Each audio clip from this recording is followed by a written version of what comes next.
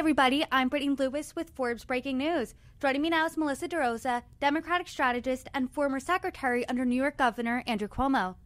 Melissa, thank you so much for joining me. Thank you so much for having me. It's great to be back. We are sitting now in historic times, unprecedented times, as we've all been saying.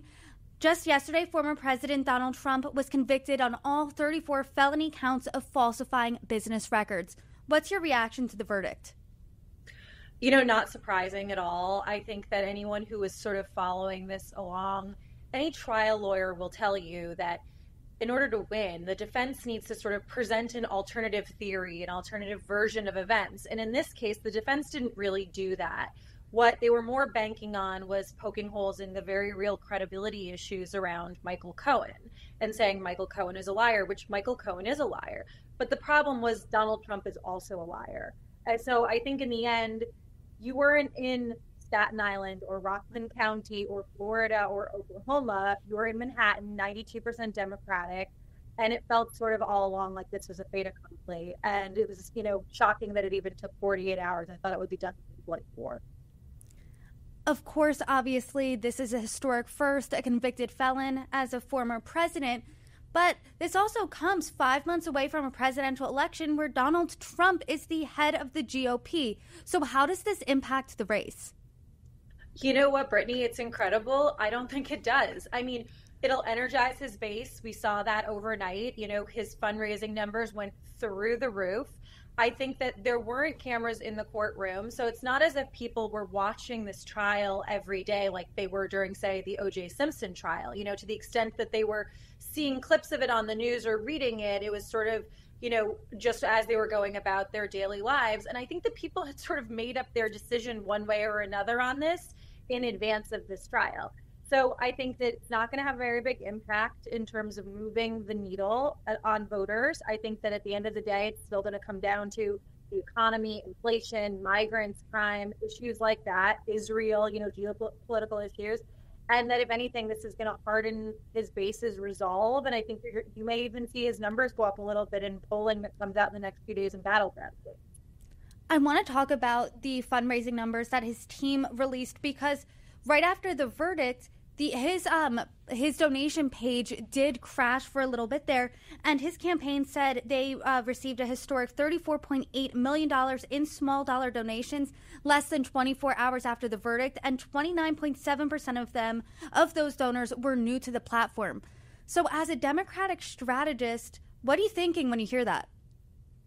Look, I wrote a column on this case a year ago in the Daily Beast, and I talked about how this case in particular was so weak in terms of how inherently political it looked, right? The Southern District feds had passed on bringing this case against Trump. This was a case that was predicated on a porn star and a convicted felon/liar in Michael Cohen. And so all along, I personally had been dreading this moment, because I think that all that it seeks to do is further undermine people's view of the justice system. They believe it's been politicized. Every poll tells us that. You're now in a situation where the January 6th trial, which I think would have been a real and compelling trial, talking about upholding democracy and, taking your oath of office, is going to get bumped beyond November. Georgia has now been undermined by everything with the DA there. And so I think that the fact that this was the one and only case that it looks like is going to happen prior to Election Day was a bad hand dealt for Democrats. And I think that, again, you saw those numbers. The numbers speak for themselves. It'll be interesting to see the first round of polling, but I wouldn't be shocked if the first round of polling shows that he gets a marginal bump in some of those swing states. I want to talk about the Democrats' response, specifically President Biden. It has been relatively muted. He did not come out. He did not have a press conference or anything of that nature. He did post this on X. There's only one way to keep Donald Trump out of the Oval Office: at the ballot box. Donate to our campaign today. And then the White House said that they respect the rule of law. What do you make of this response? Look, I think that the White House is being very careful because they don't want to play into this idea that it's a Democratic district attorney in a very blue state, New York, in the bluest county in the state in Manhattan. They don't want to play into this idea that it was a political case. And so I think that Biden is sort of taking a little bit of a hands-off approach.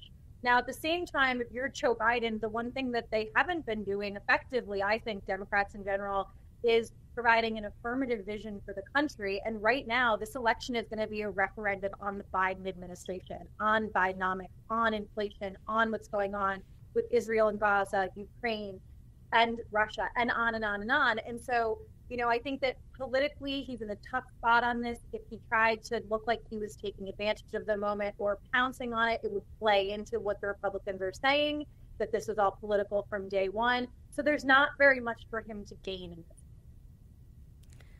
The bases have pretty much made up their mind already. This isn't changing anyone's mind that's a fervent Biden supporter or a fervent Trump supporter. However, the election is coming down to independent voters, and pollsters that I've talked to within the past 24 hours are saying this isn't the issue for independent voters, but it's a piece of a larger puzzle. So how does the Biden campaign and Democrats convince those independents, hey, vote Democrat, vote for Biden? Look, again, we need to see the affirmative vision. He needs to make the case that he inherited an economy that was decimated coming off of COVID, that because of the decisions that he and his administration have made, they righted the ship. Unemployment is down. The stock market has been doing well. Inflation is not going down quickly enough, but it is trending in the right direction, hoping for a future rate hike, not that far, or a rate cut, not that far away from now. He needs to talk about how he righted the ship, and he needs to be given 4 more years in order to finish the job and tell Americans what that's going to look like, practically speaking, for their lives. Because as you and I both know, we live not in a 24-hour news cycle. We live in a 3-hour news cycle at this point. And so while this was a historic moment, as you and I were talking about before the show, how many times have we all said to ourselves in the last few years, this is an historic moment?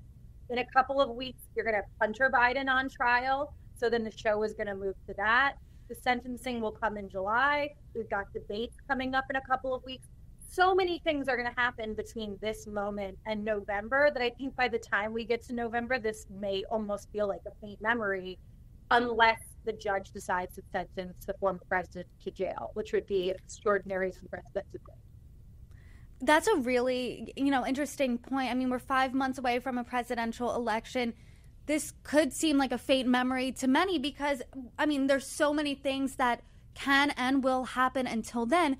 Do you think Democrats keep this at the forefront of people's memories or instead switch and paint that picture of what America looks like under 4 more years of Biden?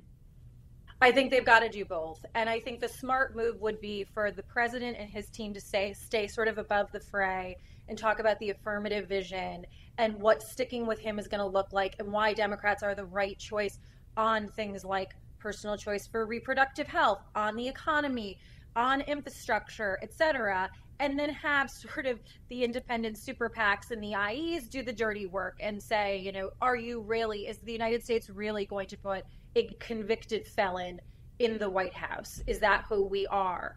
And go after Donald Trump for all of his negatives and remind people about January 6th and all of his other looming indictments. And so I think it's a dual-pronged strategy. You can't do one, you've got to do both. But I think the president and his team have been behind the 8 ball for 2 years now on telling their story and why keeping him in office and keeping this administration in place is what's best for the American people. So they got to get off the mat and start doing that much more aggressively. We've seen disenfranchised Democrats. We've seen Democrats who are upset with Biden over his handling of Israel and his Middle East policy. Do you think this alone, Donald Trump becoming a convicted felon, will get those disenfranchised Democrats who are either going to sit this out or vote for a third party to say, hey, maybe I should vote, maybe I should get off the couch, maybe I should vote for Biden? Look, I think that the Israel issue is such a tricky one for Democrats. Governmentally, it's obviously very tricky, but politically, it's really become a single issue voter situation where there are people who are going to vote solely on what's going on. And I think that Biden has sort of been ham-handed in his approach to how he's been dealing with the crisis from day one, first coming out full-throated support for Netanyahu, for Israel, I think rightly in their ability to defend themselves. But then once Michigan happened, you sort of saw this pivot, and it looked political. Whether it was political or not, it appeared political. And since then, they've been trying to be all things to all people. And in doing so, in their effort to please everyone, they pleased no one. And so I don't think that this conviction is going to alter what's going to happen for those single issue voters who feel so passionately on either side of the Gaza or Israel issue. I think that they're going to do what they're going to do based on how they feel about the issue and not about Stormy Daniels. You've been in politics for a long time, and if your competitor became a convicted felon, I mean, that sounds like a layup for anyone who is running against that person. But as we discussed, I mean, they're neck and neck in the polls. This could give Trump a boost. Are you surprised by any of this? I mean, yes and no. It feels so incredibly surreal, and I talk about this with reporters and interviews all the time. It almost feels like the kind of thing we would used to read about that would go on in third world countries in Latin America or South America. You know what I mean? Like, we are now in a situation where the major nominee for the one of two major parties in this country is a convicted felon. He has still 80 some odd, charges against him that are looming for future trials. You have the sitting president of the United States' son is about to go on trial. And so, I think we're living through one of those moments where it's sort of the frog in the pot of boiling water where you don't even realize that it's happening. But 10 years from now, we're going to look back and say, I can't believe we lived through that insanity. But I think because there's been so much craziness starting, 2016, even a little bit before that, people have gotten so numb to it. It's almost like now when there's a mass shooting, it doesn't make front page news because people have gotten so used to like the constant activity around it. The same thing here. It's like people don't bat an eye. It's the front page of today's paper. Will it be tomorrow? I don't know. There's a good chance it won't. Something else will happen. That's a really interesting point. I was talking to another reporter and I asked him, because Donald Trump has been involved in controversy, chaos for years now, almost a decade, the shock value has worn off and has worn off with the American people. Do you think that works to Donald Trump's favor? I mean, absolutely. Absolutely. And, it's all because the shock value has made it so it's worn off. Biden will misspeak. He'll accidentally swap out one world leader's name for another. He'll recognize a member of Congress who's not at an event, and the news will talk about it for a day, and it'll become a referendum on his state of mind, and if he's senile, and is he too old for the job? And Trump does the same thing all the time, and people don't bat an eye because he's so normalized that's part of his shit. And so it's really interesting because he has made it so that he can be a convicted felon and still look to some people like he could very well be nominated again for president in 5 short months. What are you looking for between now and, I mean, not only Election Day, he's being sentenced July 11th, just a few days before the RNC. There's a presidential debate before that. What are you keeping your eye out? As a Democratic strategist, what's most important to you? I think that Biden did a phenomenal job in the State of the Union. If we remember, I mean, it feels like a lifetime ago, but it was just a few short months ago. And the bar was so low and everyone was sort of so negative on the direction of the Biden campaign. And he went out and he really overperformed. And there was a reset moment. We need that reset moment again, because since that happened, the crisis in the Middle East has continued to unfold. Inflation numbers have gotten worse. We didn't get that interest rate cut that we were hoping the Fed was going to make in this last quarter. And so things have gotten worse again for him. So even though Donald Trump has been on trial, things have not been going well for Biden. And so I'm hoping that in this debate, not only is there not an unforced error or a gap, but that he outperforms Donald Trump, the Donald Trump gap, that we get that reset moment. And then we go into a sentencing that is what it is. And Biden just takes off and spends the next few months, put a team around him that's young, energetic, out telling its story, selling their campaign message, and riding it out into the fall. I mean, the nightmare scenario is that this war in Israel is still raging on come August, and that we have a convention in Chicago that's reminiscent of 1968. And that there's sort of this reinforcement that the reason we elected Joe Biden was to sort of return to normalcy, get everything back in order, make people feel like there's an adult at the till.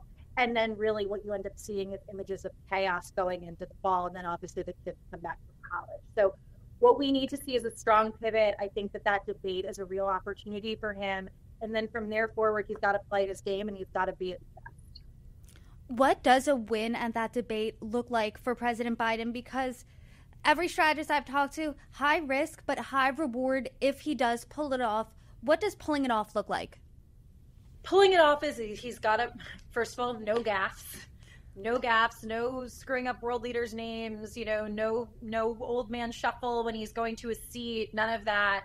But he's got to land a couple of punches, and he's got to be very strong on the facts and his vision. The entire country will be watching. The country was not watching that trial, right? There were no cameras in the courtroom. But I believe the entire country is going to be watching that debate. And so that's his moment to tell the American people, this is how you're better off today than when I inherited office 3.5 years ago. And here's what you're going to get from me if you stick with me just a little bit longer so I can finish the job you hired me to do. And he's got to land a couple of punches. He's got to come off as tough and strong and effective.